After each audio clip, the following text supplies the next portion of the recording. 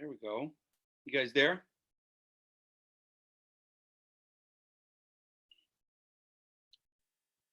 Hello, are you there?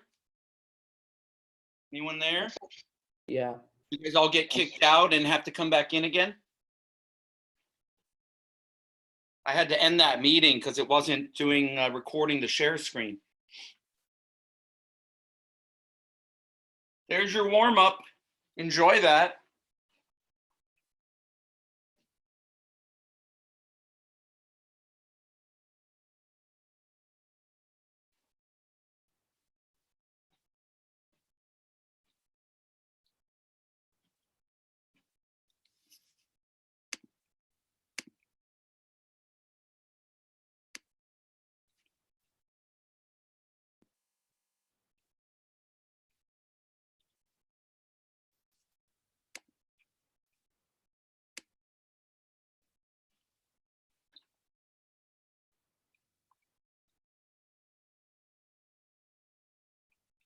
Morning.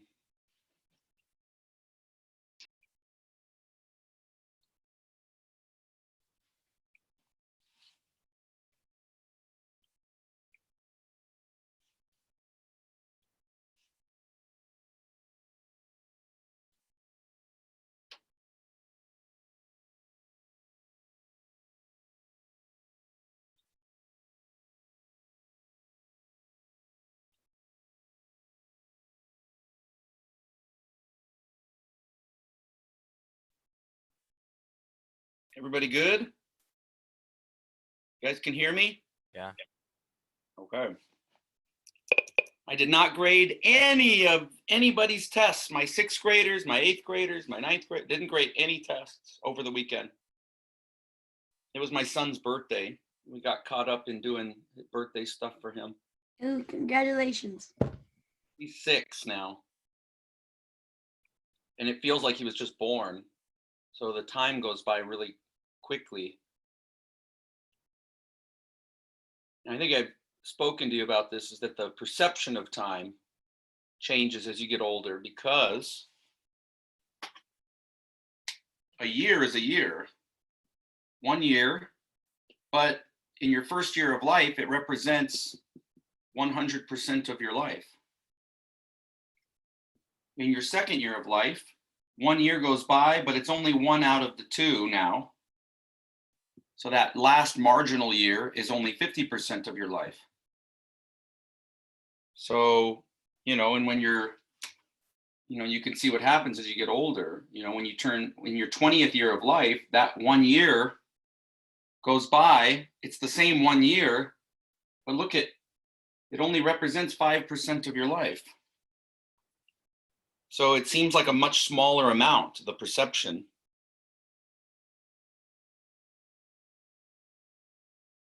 And you can see how that drops. It just gets worse. As you get older, it just seems to go by quickly. As your brain is storing all these memories and things. And so the next set of memory is just a smaller percentage of the whole thrown into the pot. It's like when you've collected a pile of gold and your treasure, Smaug the dragon, and you throw an extra coin on there, it doesn't really register so much. Anyway, that's what you will experience.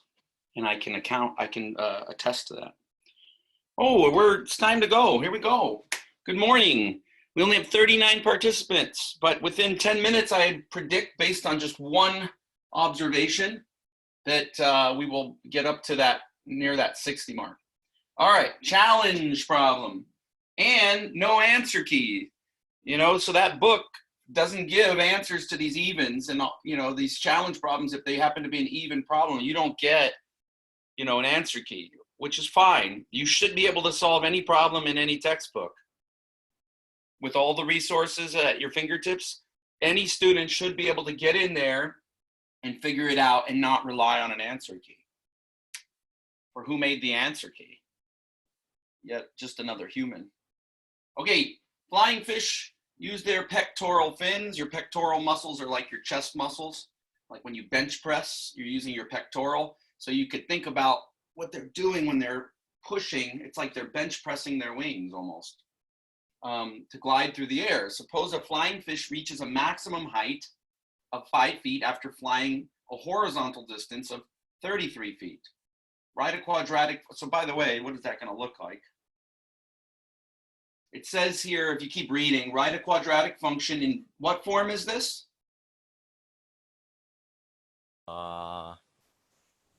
Is this intercept? No, Yeah, it's not intercept form. It would be vertex, wouldn't it? Vertex form. That's important to consider this. What does it mean to be vertex form? Okay, but look, assuming the fish leaves the water at 0, 0. So the fish leaves the water here, reaches a maximum height, and then does that. Okay? At the maximum point, you have a height of 5 feet, and that's after 33 horizontal feet. Okay? And if there's an axis of symmetry here, we know where this is. We know where this is. So just getting an idea of what that looks like.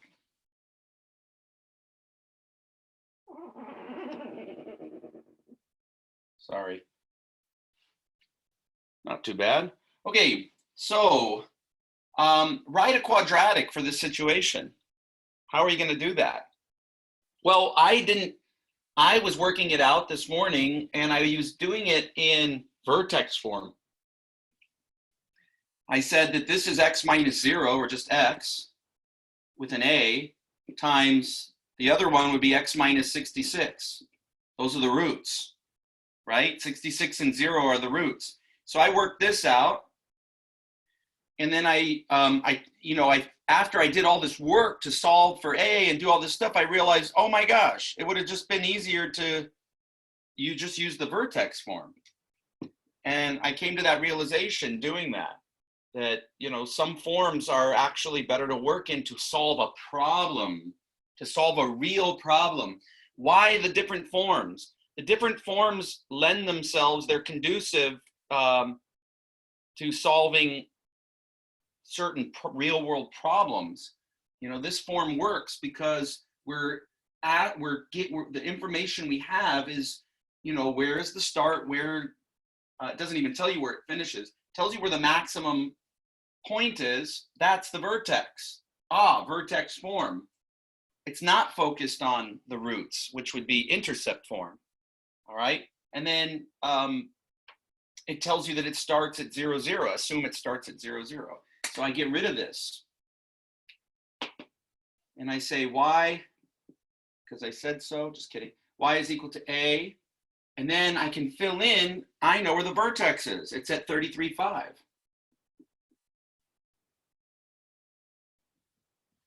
Look at that. But I don't have a. How am I going to find a? How would you do that?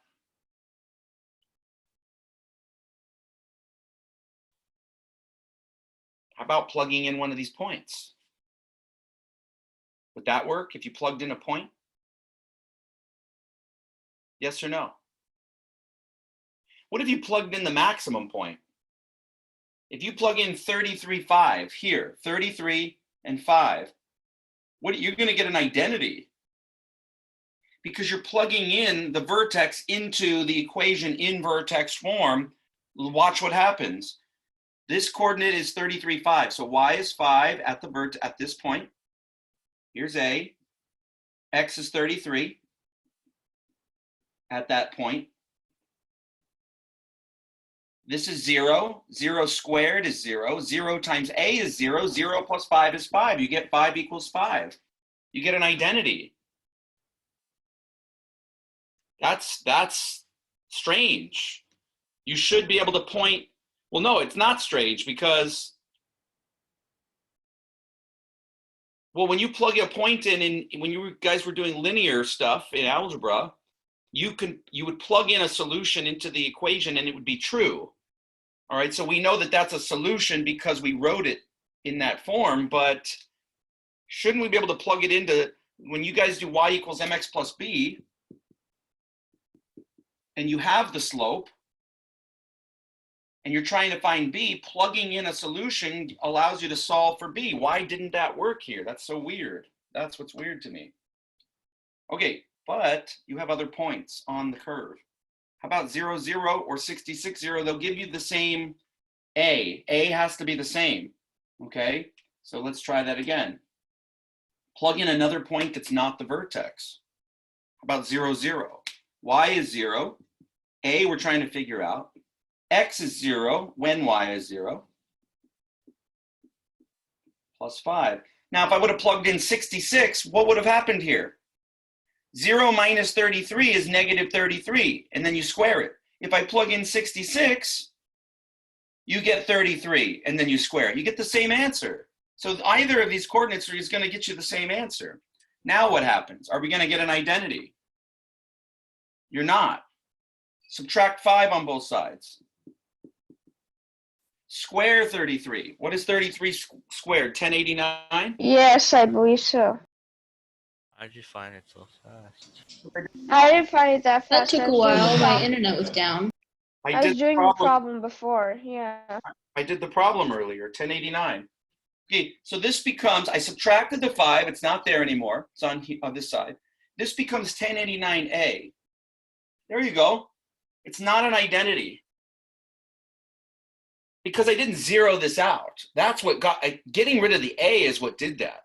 By zeroing that out, because this is the equation of the parabola, and it's in vertex form, so it's at the vertex. It's giving you the vertex information. When this is in standard form, you don't see the vertex information sitting there.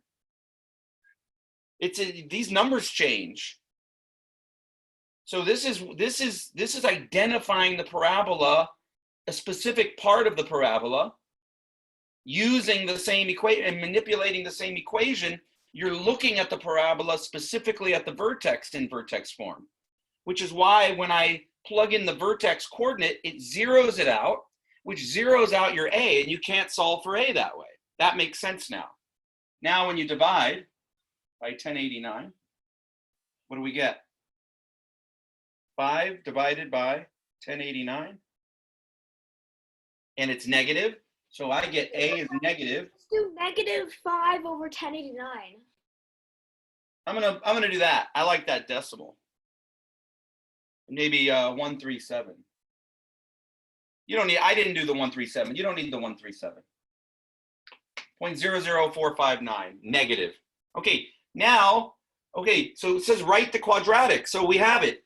Y is equal to negative 0.00459 x minus 33 squared plus 5. There it is. And yes, you can leave it as negative 5 over 1089. Yes, you can do that. And that's the equation. That's it. We've done it. And it just feels somewhat familiar to trying to find the y-intercept given the slope and a point. You know, you could have done this in point slope form, a line, an equation of a line you could have done in point slope form. Maybe to find the m, if you had a point.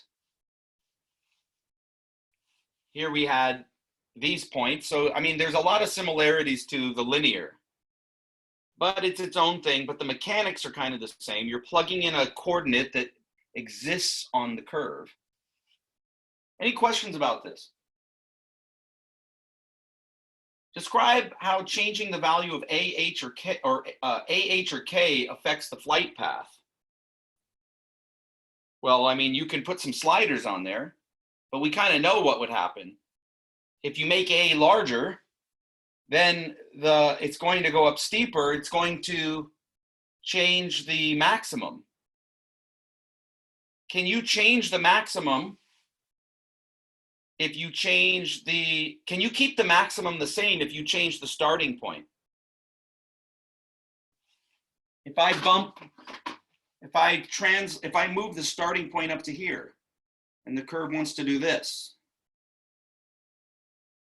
like that, so that if I continued it, it would do that. How could I get it to still go through that point instead? You Make need A smaller. Yes, make A small. decrease. So you could flatten it out, right? So if I want to keep the flying fish data correct, because if you're a scientist and you take that data of a 5-foot maximum, and that's what it actually is.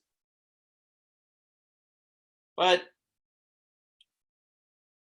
let's see, the horizontal distance that it's going to travel, isn't that going to be affected? Is it still going to travel that same horizontal distance?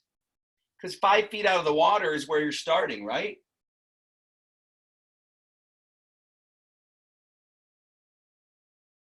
I can't translate this now back down because that will change the maximum height. If I extend this like that, then I can translate it over. This point will just move over that way so that this point lands there. But the problem with that is that now this is grown.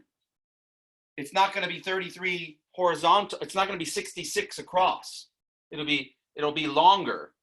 The fish will have traveled. It'll have more displacement when it lands back in the water.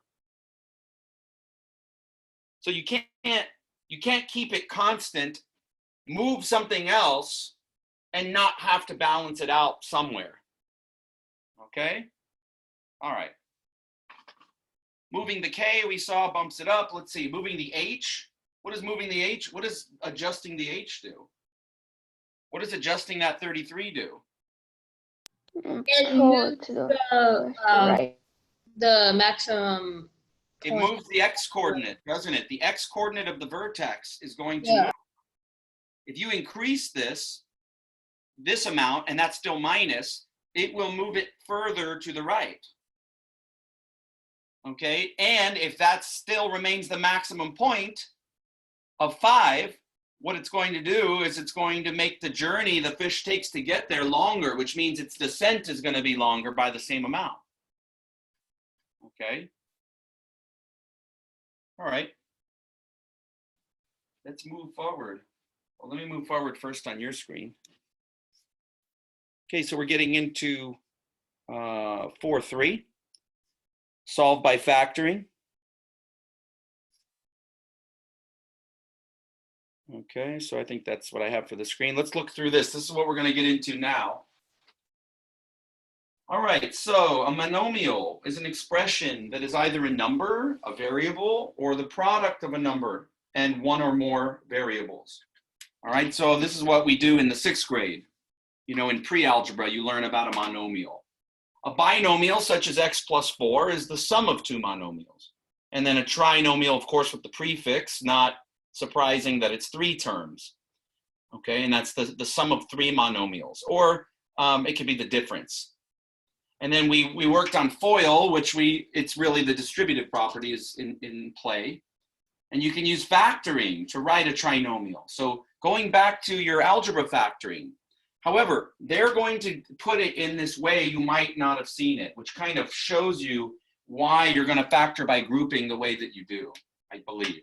So if you look at my board, let's see, x squared plus bx plus c. So it's really ax squared. Okay.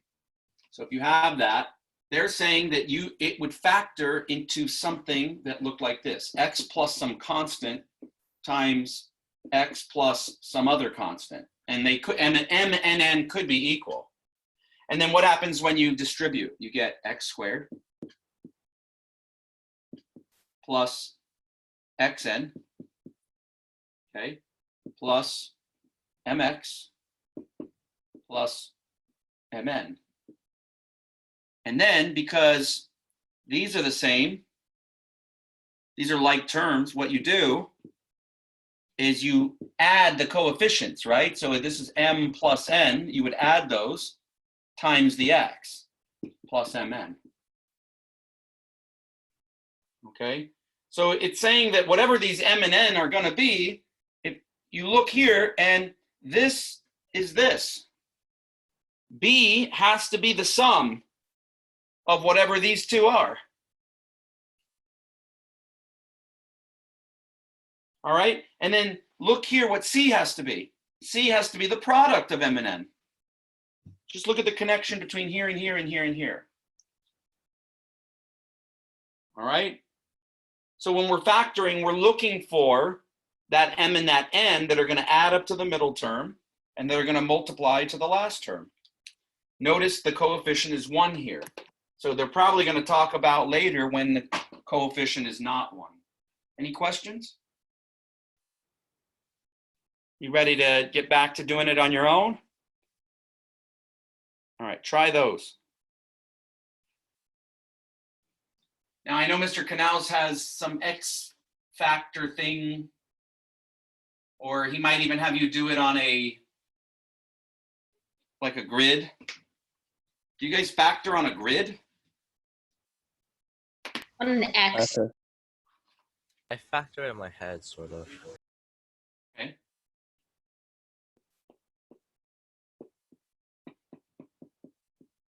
This is how I learned to factor. This is your M times your N. This is your M plus your N has to add up to the middle term. You list factors of 20. Like that, until you see 2 that are going to multiply to get the -9, or add up to -9. And it would be -4 times -5 would multiply to 20, and -4 plus -5 would give you -9.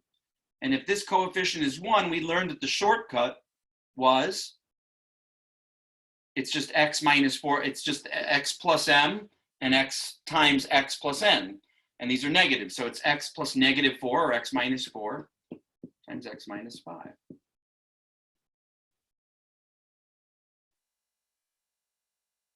Questions about that? Trenton, you got to have your video off, I hear. Yes. So they say. I don't see it from my end, but that's what they're saying. Okay, any questions about A? If not, I'm going to move on to B. Okay. Got to make sure you can do the basic factoring. Okay, so here, -12, +3, 1 times 12, 2 times 6, 3 times 4. Okay, and I need to add up to 3. So how would that work?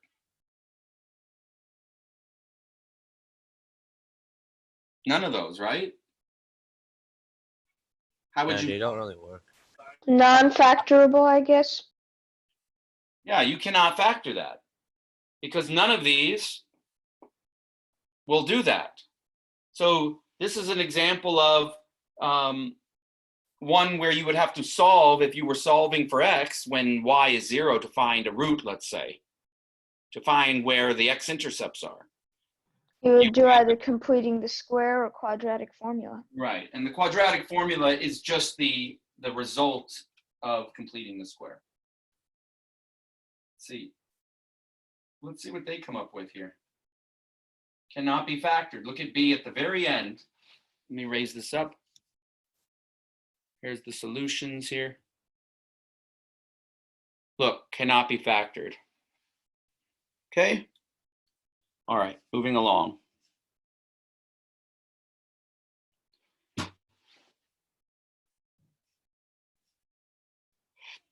All right. At this point, I'm going to ask you, does anybody need more practice? If not, we're going to move on. If yes, all we need is one person to say, yes, I would like to practice more. Yes, I would like to practice. Yes, I would like to practice more. Everybody do number 1.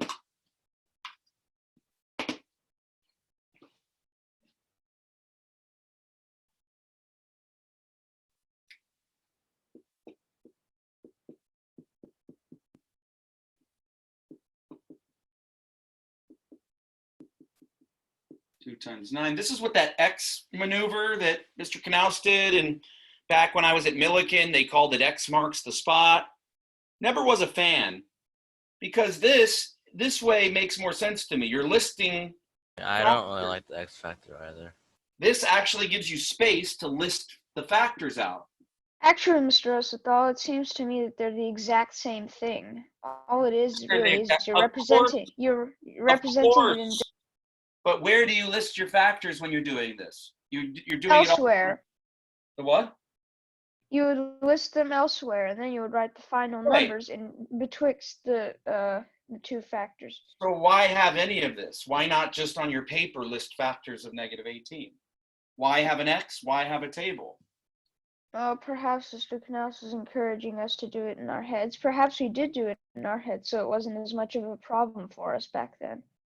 Okay. Well, what happens when these numbers are not so easy? You're not going to always be able to do it in your head. And so what you start doing is you give yourself a space to list factors. And then over here, you're allowing yourself to see side by side what they must add up to. So to me, it seems like what is the X for and what was this for? They were organizational tools. It wasn't about the method, really. The method is you're trying to find a product of factors, or you're trying to find the factors whose product is one thing and whose sum is another.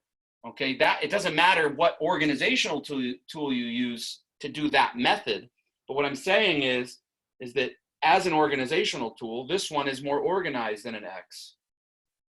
Anyway, it's more trivial, but okay. So right here, if that's -6 and you multiply them, you get a -18. If you add them, you get a -3. If I put the negative on the 3, I would have gotten a +3. So that's how I know which one to put the negative on. And then it's just x plus 3 times x minus 6. Wait, if you -3 times 6, It'll you be get -18, but if you add -3 to 6, don't you get -3 as well? You get +3. -3 plus 6 is adding.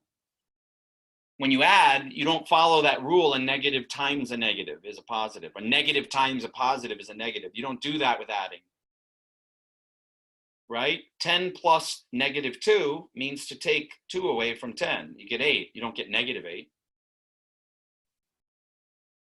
All right? Let me know. I just need one person if you need to do number 2. Can we do number 2, please? Let's do number 2.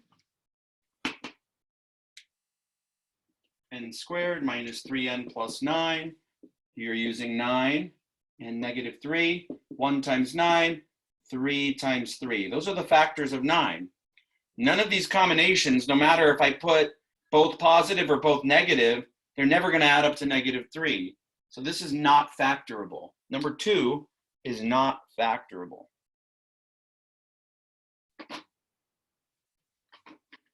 Let me know, just one person, if you need to see number 3. Yes. Okay, number 3. R squared plus 2r minus 63. Okay, I think it's a 7 and a 9. If you see it right away, like that, the 7 has to be negative, because when you add them, you need to get a +2. So this is r minus 7 times r plus 9. Okay. All right. Moving along. Good morning, by the way. All right. Factoring special products. Let's take a look at that. Okay, let me get it up on my screen. And all right, difference of squares and perfect square trinomials. Factoring quadratic expressions often involves trial and error. However, some expressions are easy to factor because they follow a pattern. All right, so if you notice, starting with a binomial like this, a plus b times a minus b. Take a look at this. What happens here? You get a times a squared. You're going to get 4 terms from doing this. You're going to get a times -b, which is -ab. And then you're going to get positive a times positive b here, which is positive ab. And then you're going to get positive b times negative b, which is -b squared. And what you notice here is that these are opposites, and they cancel. So you get a squared minus b squared. Is there some way I could set this up to get a squared plus b squared at the end? No.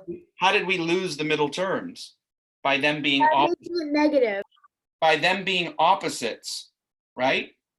Well, if they're not opposites and they're both positive, what's going to happen? They're not going to cancel. You're going to get positive 2ab. If they're both negative, you're going to get negative 2ab, but you're not going to get rid of the ab unless one is positive and the other's negative. And when that is gone, guess what you get there? Okay, a minus. The only way to get rid of the middle terms is to have them opposite signs. And when you have them opposite signs, look at what your final product is. Only that can happen when these are opposite signs. Because if these are both minus and minus, you're going to get positive b squared. But you're going to have a middle term. If these are both plus and plus, you're going to get positive b squared, but you're going to have a middle term in the end. The only way to get rid of the middle term is to have them opposite signs, which means that these have to be opposite.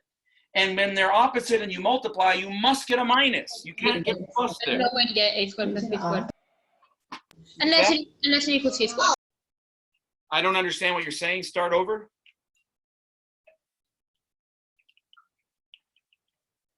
David, what were you saying?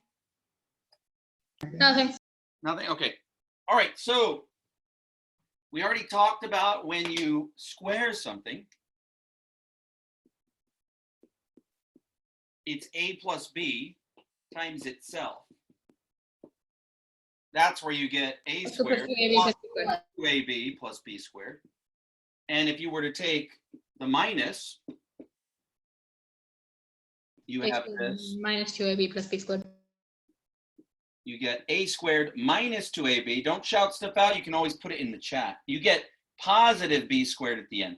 This is what you get, all right, when you square them. You get a middle term. A lot of students think it's a squared plus b squared here. And a lot of students think the answer to this is a squared minus b squared. And they think that, and it's because they want to skip. It's really simple to think of it that way, but that's wrong. And you can see here, it's wrong. You know, the students that make the error, when they see this, they get it. And yet they still continue to make the error because they want to skip right to the, oh, let me just square them both. Wait, what's the error? The error is that a student will think that the answer is not this. They'll think that it's this. Oh, right, yeah. And that's wrong. This one's wrong. This one's correct. And the same thing here. They think that this one is a squared minus b squared. And it's not. It has a middle term. Okay? Very, very important to understand that. All right, so these are called a difference of squares and a perfect squared trinomials. And then we're going to work with them. Okay, so go ahead and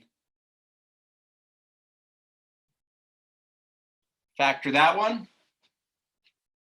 Mr. Rosenthal, we can't. Oh, You see that x squared minus 49. And what you first notice is you have two perfect squares. X is squared, and 49 is 7 squared. But there's no middle term. So you see two squares. The second thing you see is it's a difference, and there's no middle term. All right, so that's evidence that there was the squaring of a binomial, not the squaring of a binomial, but it was opposite signs. A plus b times a minus b got rid of the middle terms, but the a got squared and the b got squared. And then it was minus because the signs were different. So it must be that I take the square root of each of these, x, and the square root of 49, 7, and I write it as a binomial, 1 plus, and then I write the other one, 1 minus. That eliminates the middle term. The first two get multiplied and give me the x squared. The second two get multiplied and give me a negative 49. So that's how that factors. So really the trick is, can I spot a difference of squares? And if you can spot the difference of squares quickly, and you can just throw down your factoring very quickly. And it should be very quick. And that's how you implement the a squared minus b squared is equal to the binomial. Or sorry, you implement the pattern, right? Of Right, yes, exactly. a squared minus b squared. Yeah. Try B. I just put B up there for you.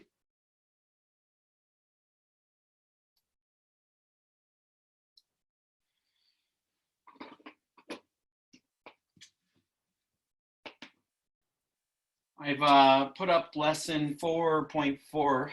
That's there now. Okay. Now, what am I looking for here? The first flag that goes up that you are going to try to recognize is that, okay, D is squared. 36 is a perfect square. So I'm thinking about their roots, D and 6. If I squared something with those factors, then the middle term would be 2 times this one times that one. So 2 times D times 6 is what I'm looking for in the middle position. And I see it there. If you see it there, that is a 12D. That is double this square root of this one and the square root of this one. You put them together and double it. Then you know, and then this sign was positive. Then you know by pattern. This one was 2 times D times 6. Then you know by pattern it was D what? It was D plus 6. It was the original 2 squared. Remember, what was it when it was A plus B squared? What was it? It's the first one squared. 2ab plus b squared. The middle term is 2ab. It's 2 times A times B. It's 2 times the D times the 6, which is what the middle term was. Okay, there's no 12 in this.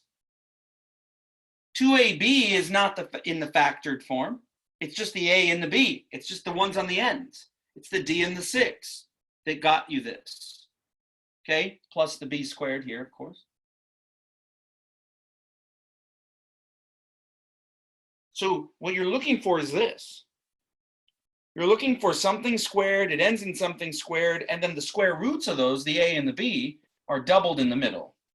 That's what you're looking for. And that's what you find here. Oh, square root of that is D, square root of that is 6, and then you double that and make 12D, and there it is. Now I know that this was D plus 6 squared. If this was minus here, it's D minus 6 squared. Questions about that?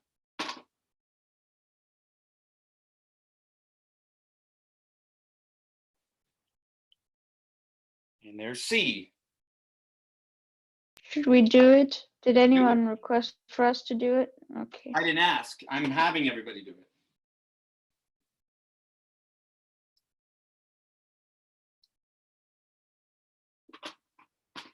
And you're just practicing spotting. Okay, so we have Z squared minus 26Z plus 169. You, first of all, you have to recognize the 169 as 13 squared. All right, so the square root of this is Z, square root of this is 13, and is this double? Yes, this is 26Z, it is double, but it's minus. The minus, all that means is that your binomial is a difference. So it's this one minus that one, squared.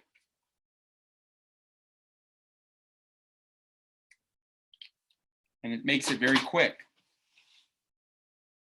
Questions about that? So this is all review. Well, basically what we're doing now is we're covering the review that you would get going into next year's class. They're going to try to go very fast through that to get you through Algebra 2 in one semester so you could do pre-calc the second semester. And it's tough. Mr. Knaus says it's tough to get everybody through that. So the purpose of doing this, I know that you've done this before, it's to cover that review now so that your teacher, whoever your teacher is next year for this, can zoom through this and you guys don't need the refresher so much. Hopefully we won't still be on Zoom, but yes, that's the Yeah, to plan. zoom through. Yes, exactly. Okay. You got to say yes now for the guided practice for number 4 if you need. Yes. Okay. You guys are going to want all the practice, I'm guessing. Wait, can I solve some Now, I'm practice? wondering, do you want the practice because you're trying to draw this out? Or do you actually need the practice? I don't know. That's the thing. I really don't want this drawn out on purpose, though, just so that we don't go further, because it can really drag on that way. So I don't want to do all of these, but I mean, I guess I can speed up. This is x squared minus 9. You see 2 perfect squares there. Okay, so that's a difference of squares. That's x plus 3, x minus 3. Number 5, do you see 2 perfect squares? Yes.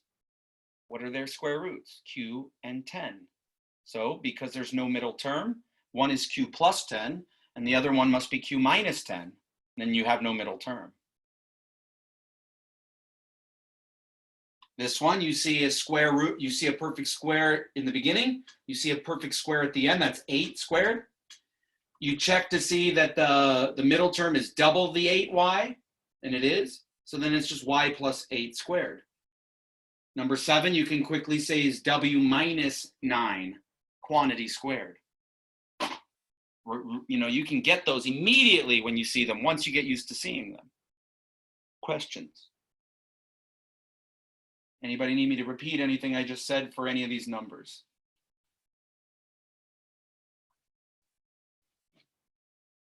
Okay. Solving quadratic equations. Key concept. Okay, let's take a look at this. Remember, we're prepping you so that we can solve some difficult problems we need you to really understand. Okay, you can use factoring to solve certain quadratic equations. A quadratic equation is one variable, in one variable, can be written in the form, there's your standard form for a parabola, but this is when it's equal to 0. So first, before I move on, what does that even mean? It should have been this. Y is equal to ax squared plus bx plus c is standard form for a parabola. But now all of a sudden there's no y. It's in one variable only. What on earth happened? Why is the y 0? Because this is where the parabola intercepts the x-axis. That Yeah. gives it. So here's a coordinate He's plane. asking, David. If you have a parabola that does that, those locations are when y is 0. If it goes the other way, these locations are when y is 0. If I have one that does this,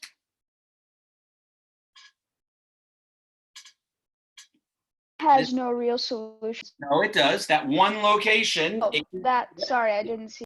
the x-axis could be tangent to it, so it touches at one point. Okay, that can happen. You'll just get one solution. Or you can have it do this and never touch. That would be no real solution. Right, you'll get no solutions.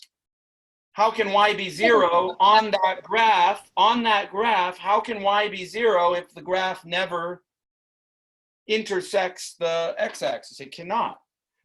All right, so that's what we're going to be investigating. Not factorable with them. Not factorable? Oh, you're saying when there's no solution, you cannot factor it. Yeah. Okay. Why not?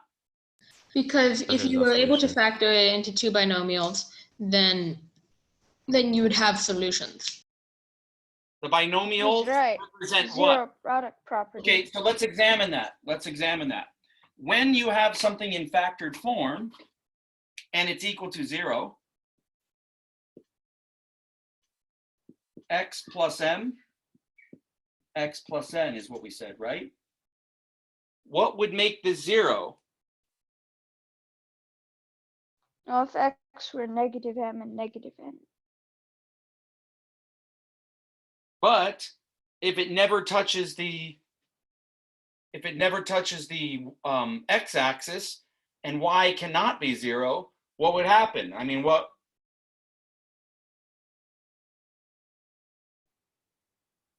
if there was a real number m and a real number n that exists in this form, in this factored form, then if x equals negative m, or if it equals negative n, it would be 0, is what you're saying, right? If it can be factored, that would be fine. But the fact that if it didn't touch the y-axis, what would happen here? What would you see happen here?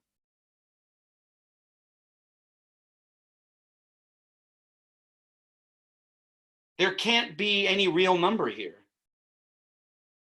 There's no number m or n that exists when it's not allowed to be 0. There can't be a real number here. If there's a real number here, then x can be its opposite, right? Every real number has an opposite. Do you agree? Yes. Yeah. 0. You agree that every real number has an opposite? Yeah. So Zero. if I put a real number here, then there will always be Solution. there will be an opposite that when you add it will give you a 0, which will make it true. Which means that graphs that have no real solutions for 0 cannot be factored. Right, so if this cannot be 0 because there is no y coordinate that is 0.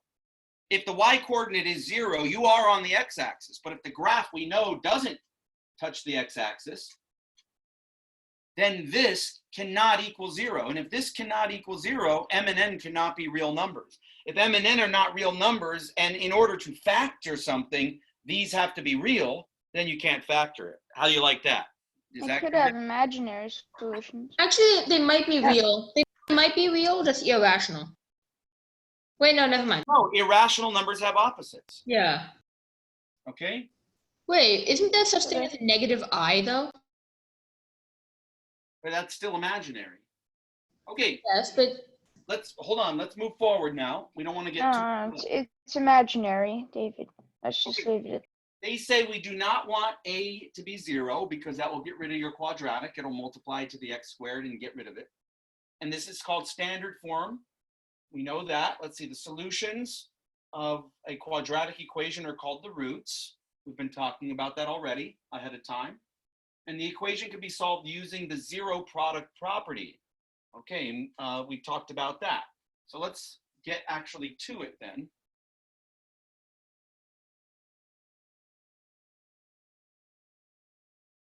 Okay, here's a multiple choice. Go ahead and do that one.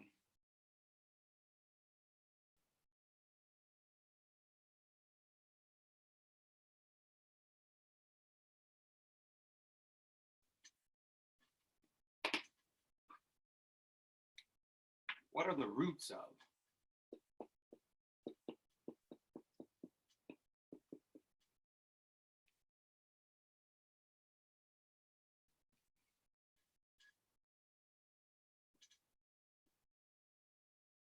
I suggest you factor it. List your factors. 2 times 18, 3 times 12, 4 times 9. Ah, I see an in here. So 4 times negative 9 is what I got. And then so you can make this x plus 4. Remember, there will be guided practice for this, or there should be. So don't worry if I'm already on to it. Okay, what are they talking about? The 0 product. 0 product, the 0 property of multiplication. What are they talking about when they're saying that? What they're saying is, if x is negative 4, plug that in. You get 0 here, but here you don't. Negative 4 minus 9 is negative 13, but the negative 13 times the 0 is 0. Similarly, if you plugged in the opposite of minus 9, which is positive 9, then this one would be positive 13, and 9 minus 9 would be 0 over here. And because of the 0 property of multiplication, you still get a 0, which gives us 2 solutions that give us 0. Okay, and those are your roots, negative 4, 9. So that would be... Interesting in both cases how it's 13 times 0. Say that again? Interesting how in both cases it's 13 times 0. Okay. You think so? Or is that always the way that that breaks down? I think it's going to always be that way. One way to find out, inductively, or two ways to find out, inductively or deductively. Here we go, moving along. Okay, a real problem to solve. Good. This one I did not put the solution on there. Okay, a town. Let me get it on my screen. A town has a nature preserve with a rectangular field that measures 600 meters, and you guys should be able to see that in your picture, by 400 meters. Okay, so get a look at that. That's just where you see the darker green with the trees. The town wants to double the area of the field by adding land as shown. Now your homework for this is going to have a bunch of these. So you really better know how to do this type of problem. And it's kind of fun. So I'm going to give you guys 2 minutes to try to figure this out on your own. Ready? Go. So the town wants to double the area of the field by adding land as shown. Find the new dimensions of the field. So you have the original field and you have additional land. How are you supposed to find out? What's that? How are you supposed to find this out? I don't know, you got to think about it. What are we studying right now in math? How do I use what we're currently studying to figure that out? You're doubling area. You have an original area. What's your original area? What would the doubling of that be? How do you get it to be that number? How do you get area of a rectangle? You know, these are all these thoughts that you need to have.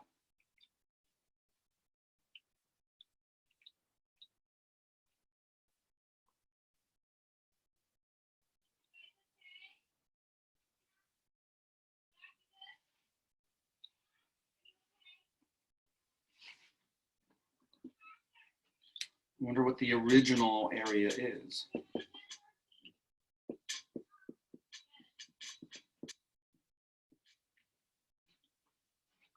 Original area. New area. It's got to be double. So I need to get the area to turn into 480,000 square meters.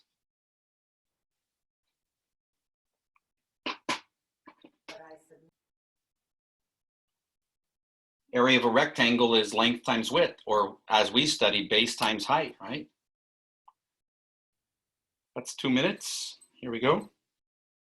All right, so the length of the new rectangle is going to be x plus the 600 and times x plus the 400. And we need that to equal double the original area. So we need it to equal 480,000. There you go. Now you should be able to solve this. How do you solve it? Well, they just suggested that you put it into standard form and refactor. Okay, that is one way to solve it. What about vertex form, right? It's not in vertex form because in order for it to be in vertex form, you can't have a value here. You can have an A here. If you subtract 240,000 twice, you would get a quadratic that equals 0, and then you can just solve by factoring that. Well, I think you have to expand. X squared plus 400x plus 600x plus 240,000 is equal to 480,000. Then I will subtract 480,000. I will put these together and get 1,000x. And when I subtract this, it's minus 240,000. And that's equal to 0. Okay, so now I'm going to set up my table. I'm trying to get negative 240,000, and I'm trying to add up to 1,000. Okay, that should be easy because we know what we made this out of, 600 and 400, right? And if we make them both, oh, we need it to end up being negative. Yeah, that's the problem. Okay, so that doesn't work because if this multiplies to get a negative, then one of these has to be negative. So You did 12,000 and 2,000. well, we need other factors, right? 12 and 2, right? So you can do 200 and 1,200, right? And Negative 200, right? yeah, there you go. So negative 200 and 1,200 add up to 1,000 or 1,000. They also multiply to negative 240,000. So then I come back up here and I can say x minus 200 times x plus 1,200 equals 0. All right. And then what do? I say x has to be either 200 or negative 1,200. And x Put that in place, right? X is additional dimensions of land being added. You cannot add negatives, so that's extraneous. And so now we know how much land in meters you need to add in both directions. It's 200 meters. If it wasn't length, if it was just x equals 200 or negative 1,200, you would put braces around that as a set, right? I would just leave it like this. I wouldn't. You don't have to put it in set notation. Okay. Okay. Questions about this process? Because you're going to have to do it again and again and again. And you're going to have to factor with large numbers, but that's why I'm saying this one was easy enough to do kind of in your head because you're kind of just doing factors of 24 and adding up to 10 really, right? All right. No questions? I'm going to move along.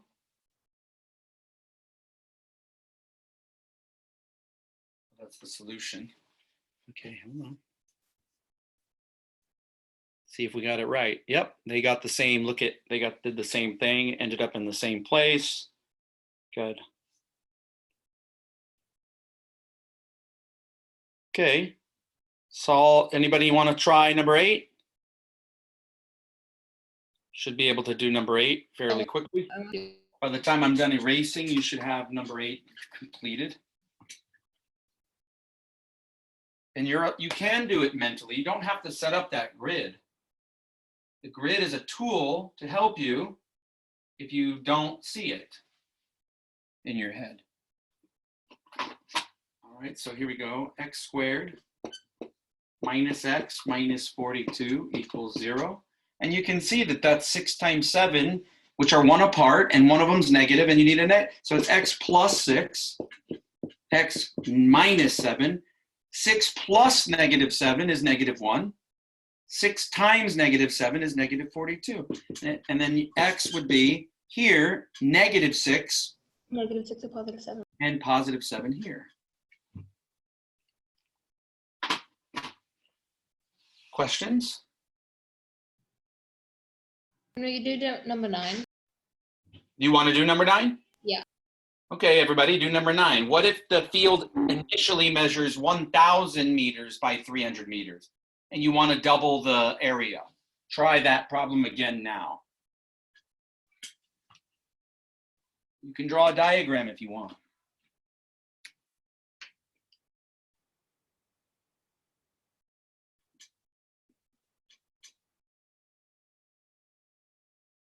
Okay, and you're going to extend some x in both directions.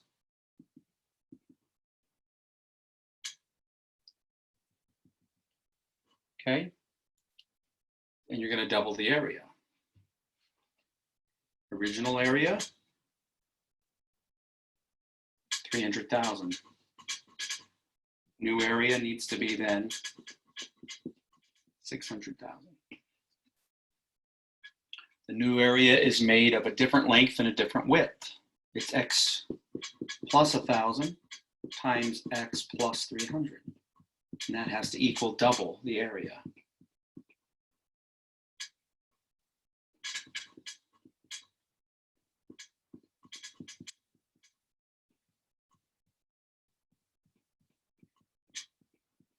We'll subtract the 600,000.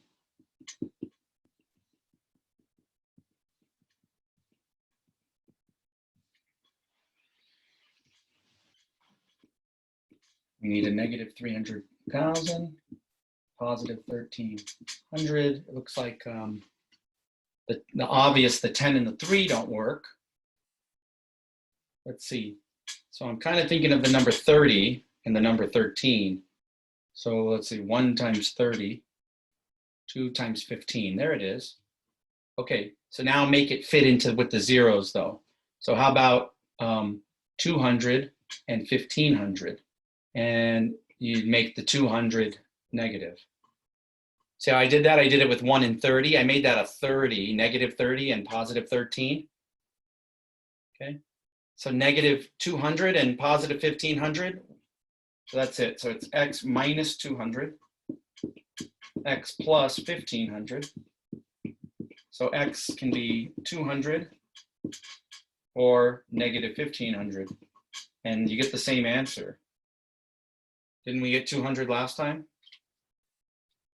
Are you still there? Yeah. Did we get the 200 last time? Yeah. Yes.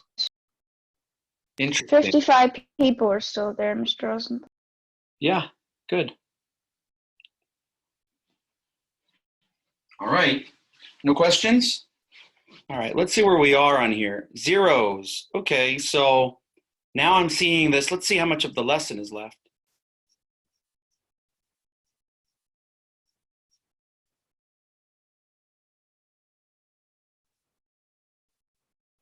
Not much.